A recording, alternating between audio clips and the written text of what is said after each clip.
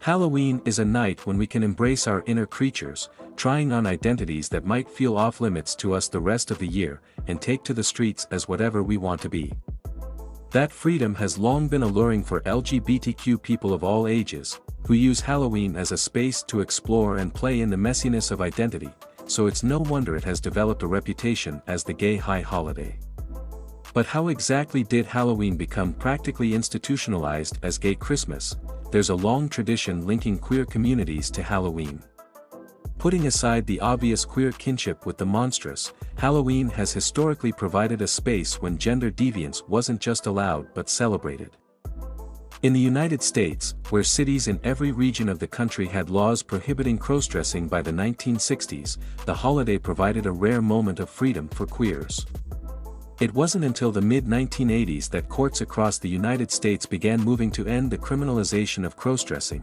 Historian Mark Stein, a professor at San Francisco State University, points to the importance of carnivalesque holidays like Halloween for the LGBTQ community.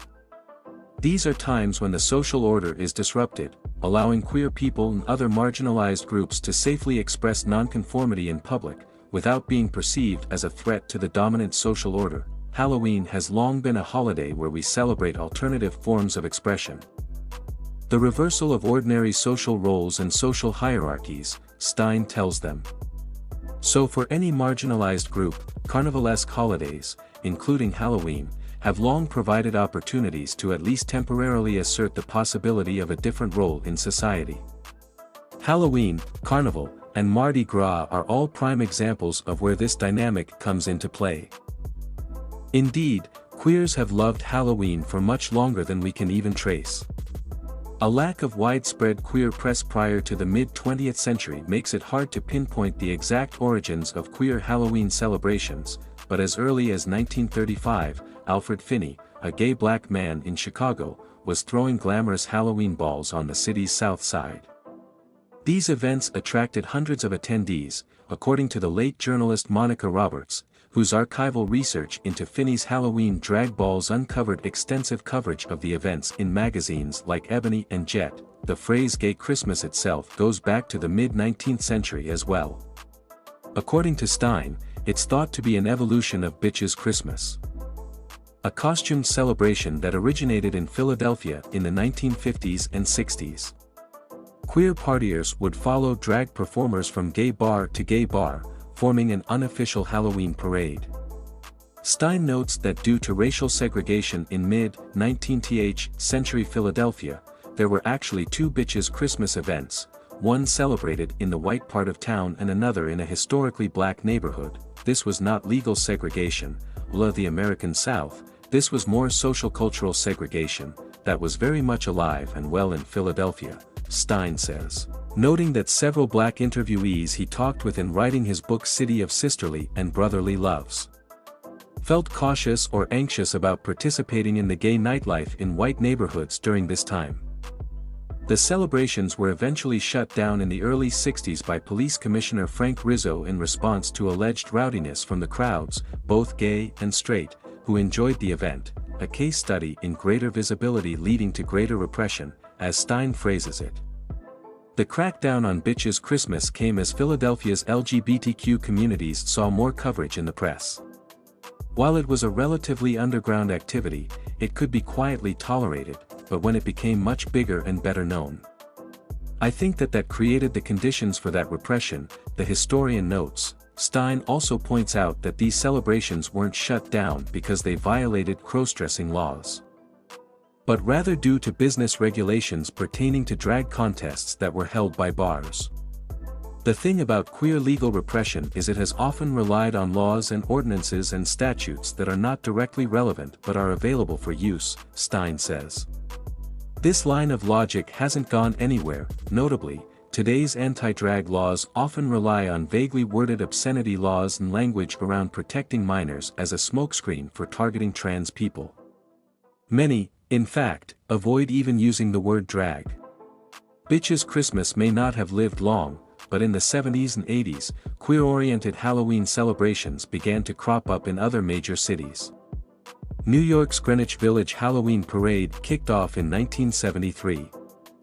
And Los Angeles's West Hollywood Halloween Parade began in 1987.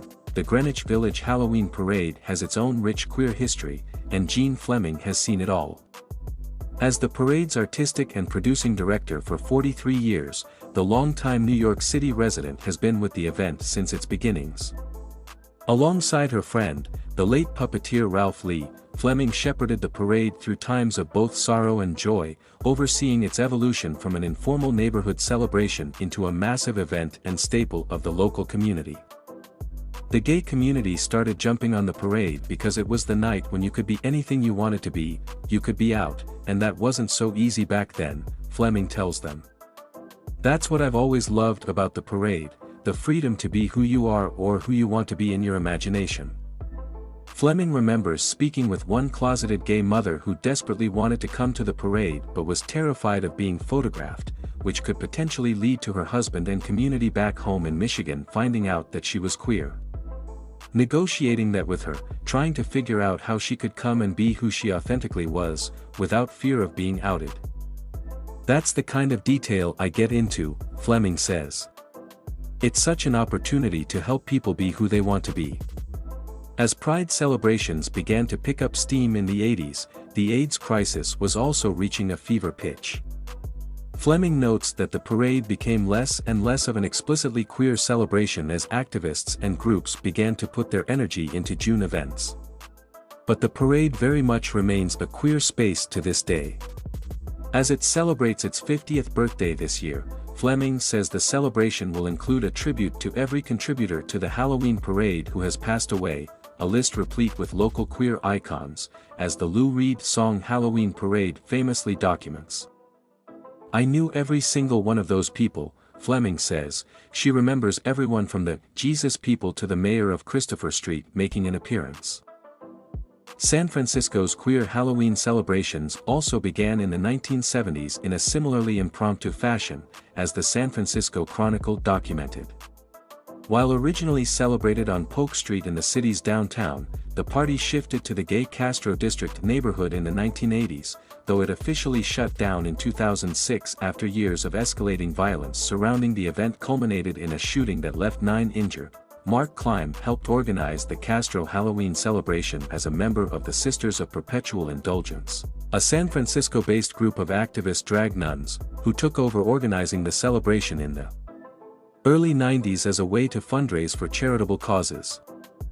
Once we figured out how to do it, we were able to close the streets at 6 p.m., put up barricades, bring the flatbed semi-trailer to the location, put up a backdrop, install lights and a sound system and put on a show for 2 hours, and then take it all down, all in one night, Klein, aka Sister Zsa Zsa Glamour, remembers.